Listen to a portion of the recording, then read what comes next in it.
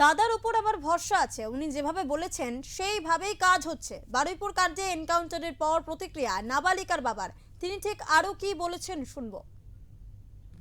পুরো রাস্তা আছে, সরকারের পুরো রাস্তা ভরসা আছে।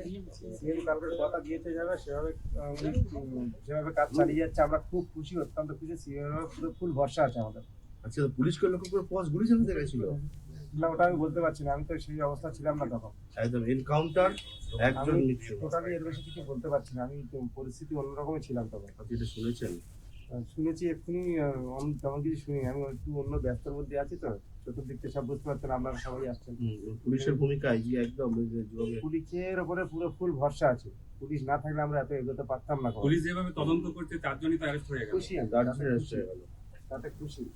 আরো যারা আছে তারা অ্যারেস্ট হবে, দোষীদের শাস্তি হবে, এটা তো বুঝি। কি দাদাও এই জিনিসটা খুব মাথায় রেখেছে, দাদা আমার ভরসা দিয়েছে, দাদারও ফুল ভরসা আছে। আমাদের সিএম আছে না, ওনাকে দাদা বলে আমরা সম্মান করি। দাদা ফুল ভরসা দিয়েছে, ওনার ওপর ফুল বিশ্বাস, আশা, ভরসা সব আছে।